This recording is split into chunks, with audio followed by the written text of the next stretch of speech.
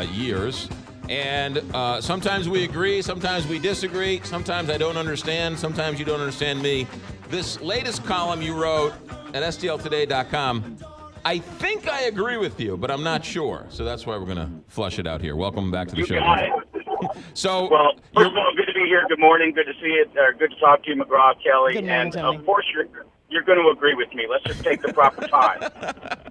So the point of your article at stltoday.com was, this is the world we live in, and this is the world we accept. Yeah, and it shouldn't be. And it's not just about what happened in Las Vegas, although my primary focus is this new, unacceptable, ridiculous normal we have in America, where we are the only industrialized, developed country in the world that accepts mass shootings regularly and increased death counts regularly as part of what we as a nation define as freedom. It is wrong. It's unacceptable. It's not American.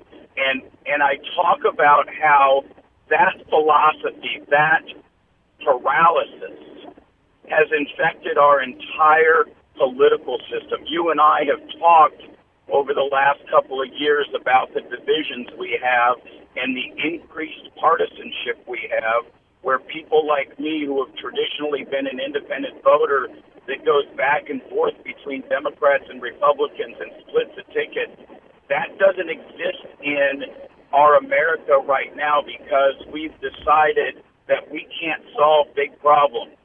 We can't solve Puerto Rico. We can't solve immigration. We let the Children's Health Insurance Program, that has been universally supported by Republicans and Democrats, simply lapse because it's too hard to do actual work of governing right now in the age of Trump. And so our reaction to this massacre in Las Vegas, where we're already repeating the same old tale of, nope, can't talk guns, nope, too early, nope, can't do that, can't fix it, that's the way it goes, is infecting the rest of our democracy. And it's dangerous and it's wrong, and we can do better.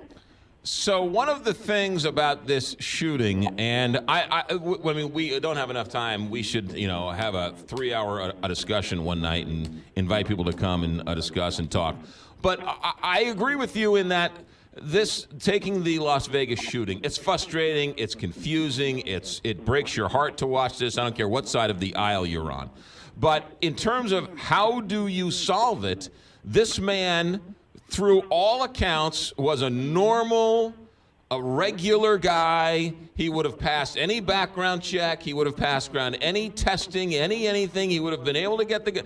So there's no law you could pass that would have somehow stopped this guy from doing this tragic thing. And so that's the scary thing is... But you're wrong. But you're wrong. But you're wrong. Because, first of all, we used to have in this country, and still could have, there's nothing unconstitutional about it whatsoever. We used to have a ban. It's called an assault weapon ban. The gun lovers argue over whether or not an assault weapon exists, but for the sake of just clarity, that's what it was called. We used to have a ban on Americans owning weapons such as AK-47s and the other types of militarized semi-automatic long guns that were among the weapons in his possession. And he took one of those weapons and did something to it that made it almost like an automatic, and that increased the death count significantly. We can fix that problem. We used to be able to fix that problem in America. We can fix the problem of armor-piercing bullets and somebody being allowed to own a complete arsenal. None of those things are in violation of the Second Amendment. Either the current, I think, absolutely over-the-top interpretation or a more reasonable interpretation. Either one of those interpretations allow us to do a lot of things to reduce the fact that we have more than any other industrialized country in the world, massive gun ownership and massive gun deaths. Those two things are related. And if we can't, as a nation, decide we're going to try to address it, we can go to the moon. We can do all sorts of things. We can have the iPhone 8, for goodness sakes.